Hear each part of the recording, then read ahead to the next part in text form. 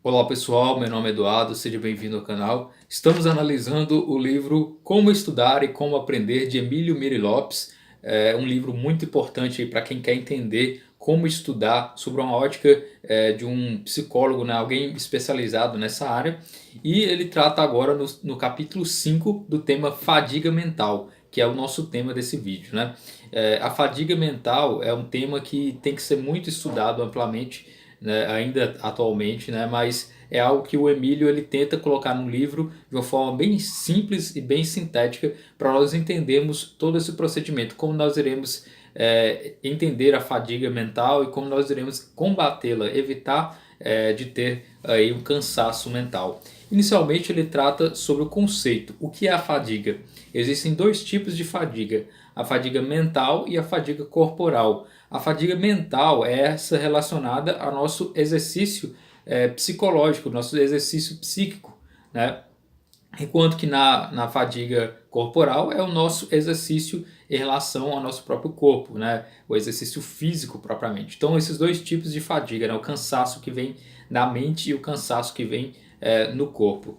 E nisso ele coloca dois tipos de fadiga, a fadiga subjetiva e a fadiga objetiva. A fadiga subjetiva é aquela relacionada à própria sensação de fadiga, aquilo que nós sentimos quando nós verificamos que estamos cansados, né? Você mesmo consegue perceber. Enquanto que existe a fadiga objetiva, que é aquela que você consegue perceber através dos resultados, através daquilo que você apresenta, né? Ou seja, a diminuição do seu rendimento. Então, esses dois tipos de fadiga aí. Então, ele coloca que é um erro a crença de que se você faz exercício físico após um cansaço mental, aquele cansaço mental iria ser sanado. Ele coloca que não adianta você fazer muito exercício físico tentando obstruir a fadiga mental, que não terá um resultado hábil, né? Muitas pessoas fazem isso, né? Após longas horas de estudo, fazem exercício físico na ideia de que irá ali saber lidar com a fadiga mental. Na verdade, são dois tipos de cansaço diferentes e tem que ter tratamentos diferenciados. E como é que nasce essa fadiga mental? Né, que é diferente da fadiga corporal, que basta fazer exercícios físicos, né, que você cansa. Na fadiga mental existem outros elementos que implicam e geram a própria fadiga. Né?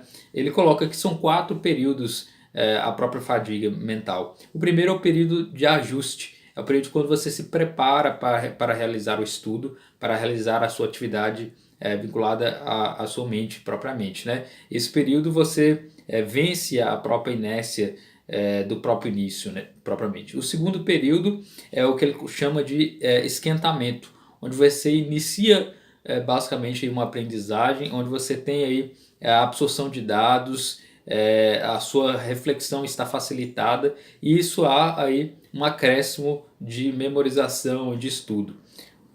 A terceira etapa, o terceiro período aí que ele coloca em relação à fadiga mental é a nivelação, onde agora você já tem um nível de tempo aí que você está estudando e ocorre basicamente uma oscilação entre cansaço e aproveitamento, cansaço e aproveitamento.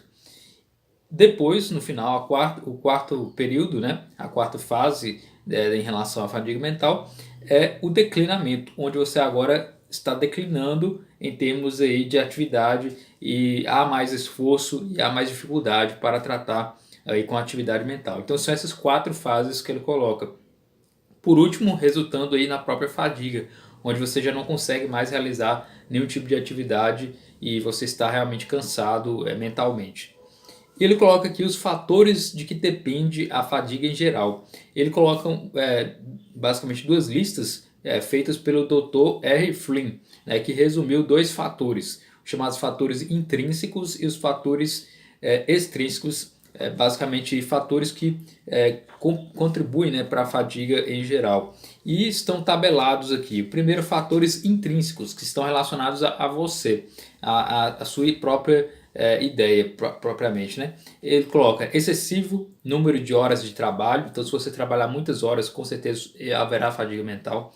Falta de pausas adequadas durante o mesmo, excessiva velocidade ou atropelamento, né? Operações desagradáveis durante a sua execução, textos inadequados, posição imprópria, excesso de barulho, iluminação defensiva ou excessiva, temperatura deficiente ou excessiva, presença de substâncias anormais no ar, falta de ventilação, por exemplo, né? Ou maus cheiros, alterações digestivas, por exemplo, sono, digestão difícil, enfim, perturbações emocionais originárias pelo medo do fracasso no trabalho, atitude pessoal de antipatia para com ele. Então tudo isso está relacionado aos fatores intrínsecos, né? Coisas que estão em você que vai te proporcionar uma fadiga, né?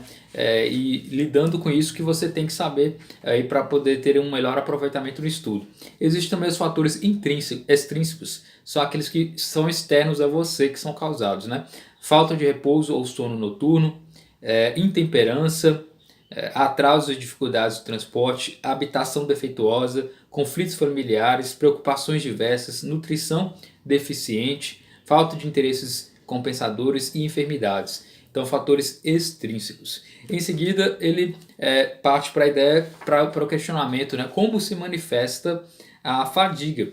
A fadiga ela se manifesta por várias formas, né? Com cansaço propriamente, com peso diante do estudo, né? Com o próprio aborrecimento, né? A irritabilidade, o mau humor, tudo isso são indícios de que você está cansado. E o baixo rendimento, que é o maior fator aí de contribuição de que você pode verificar que está com a fadiga. Você tem um rendimento muito baixo em relação a outros momentos que você está com uma saúde mais plena e uma atividade maior propriamente, né?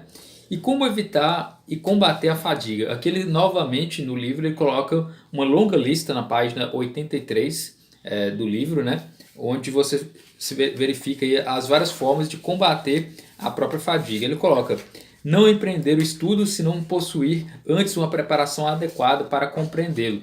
Então buscar sempre tentar entender aquilo que você vai estudar. Se você não buscar entender, ter a preparação inicial, aquele estudo provavelmente irá ser um estudo cansativo, né? E você não irá conseguir retirar muita coisa dele.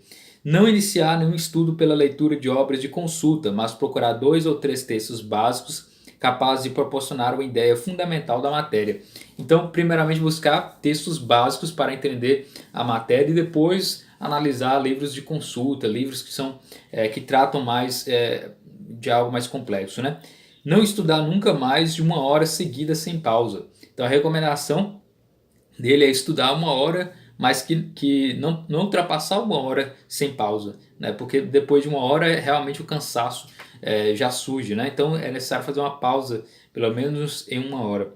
Procurar evitar o estudo depois de exercícios físicos pesados, quando se tem sono, apetite, frio, sede, calor excessivo, outras moléstias ou preocupações. Então, se o seu corpo não está preparado propriamente, não é interessante aí, fazer um estudo, porque isso irá causar também a fadiga mental.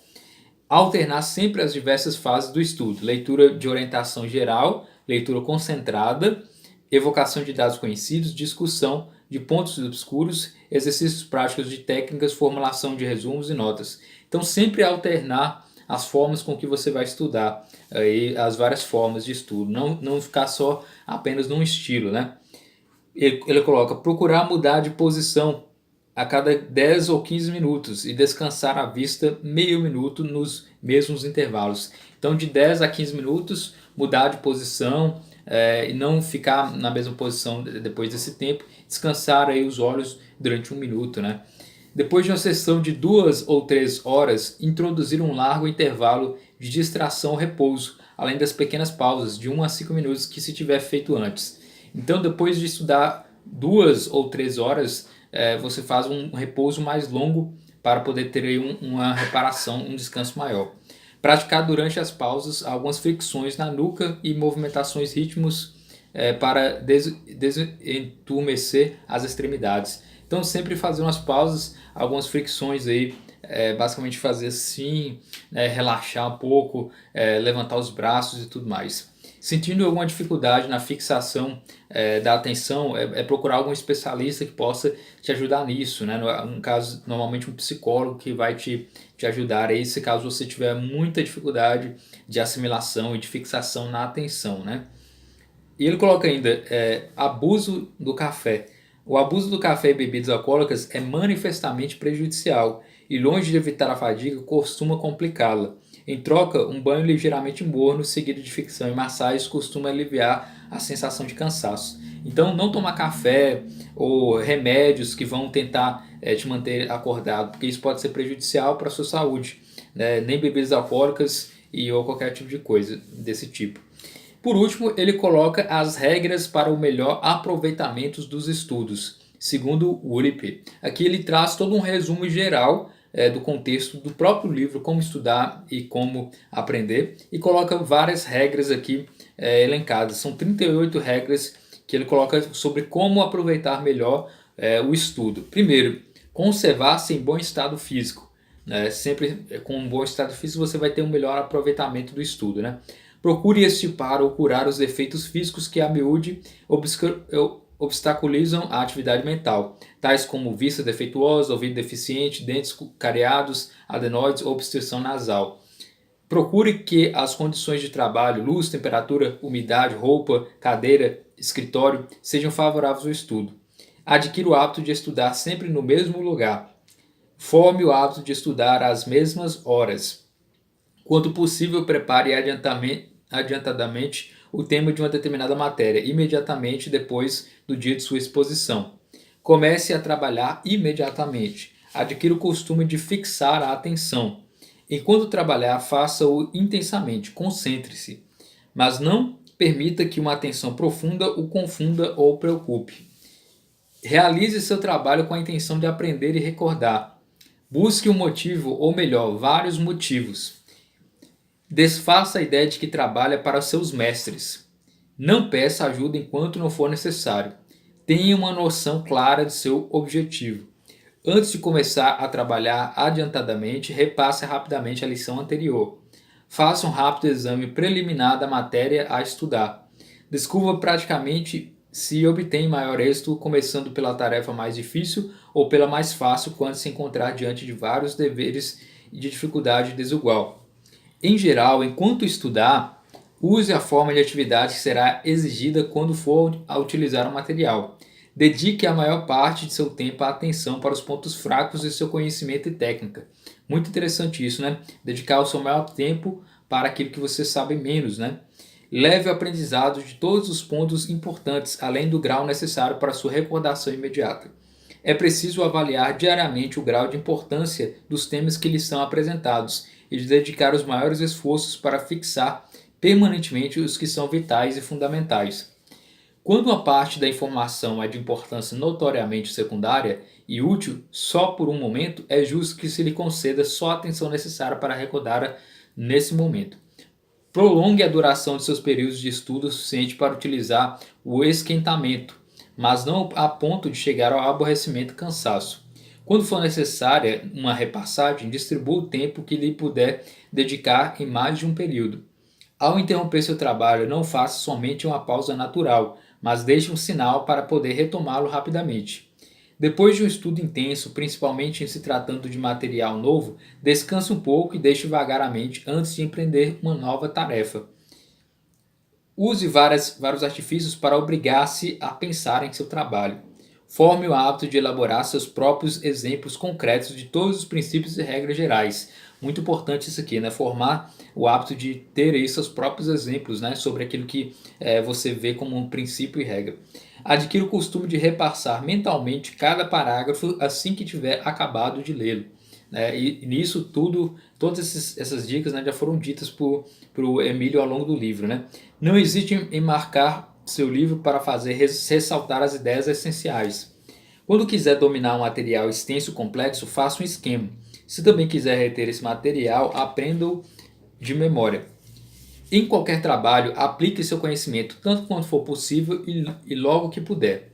Não titubeie em aprender de memória, palavra por palavra, materiais como as definições de termos técnicos, fórmulas, conclusões e esboços, sempre que você os compreender.